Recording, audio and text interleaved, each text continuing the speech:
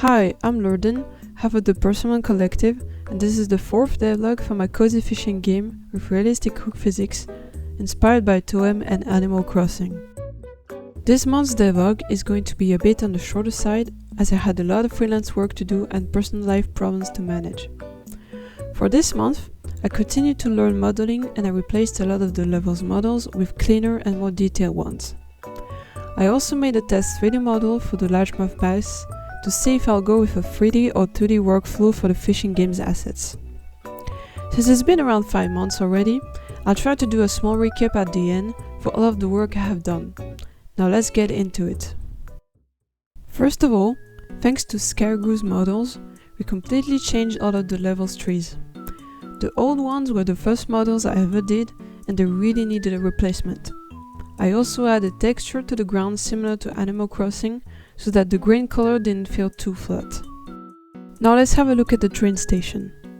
I completely redid the platform by adding colored bands and plants near the tracks. I created a new bench type for comfort, beautiful lampposts, and some barriers.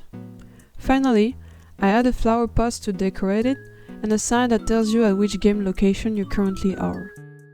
Next to that, the shopkeeper's stall is one of my most complex models to date, comprising several parts: the stall with the wheel, the board, the barrel, the wares and more.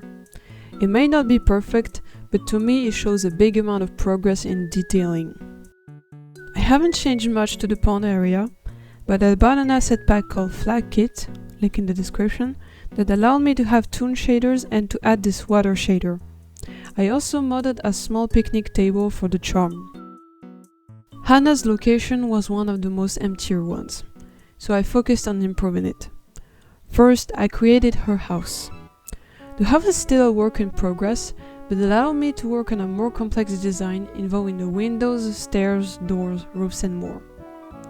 Next to Hannah's house, I modeled a log with an axe embedded in it and replaced the log in the pile with Scaregew's models.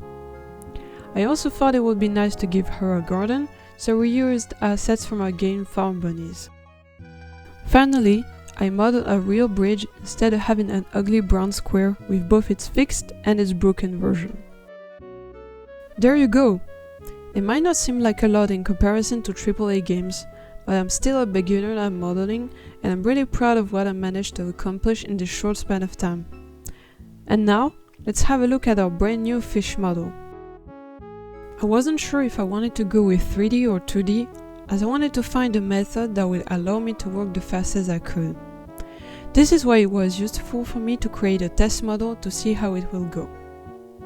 The model was a bit tricky to make as I had a lot of issues with symmetry, and it was also my first time ever adding a skeleton to a mesh and animating it. I created multiple animations, one for when the fish start to move, one for the moving loop, one for when the fish stops moving, and finally a turn animation. The turn animation is my favorite and I personally think it looks amazing. I put all of these animations into Unity and then tested them out.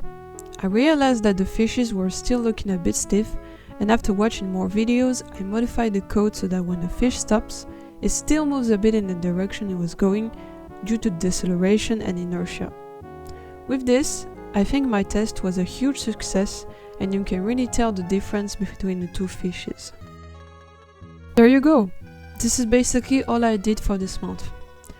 There are mostly a lot of small changes here and there, but I'm really finding a rhythm and improving my skills.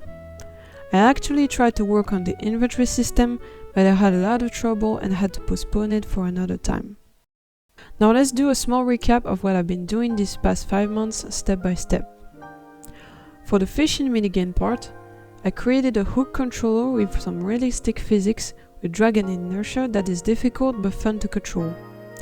I have the pond area that contains 2 fishes with simple moving patterns and the river area with currents and the salmon. For the exploration part, I managed to create a simple moving player controller and design a work-in-progress forest level with some basic assets.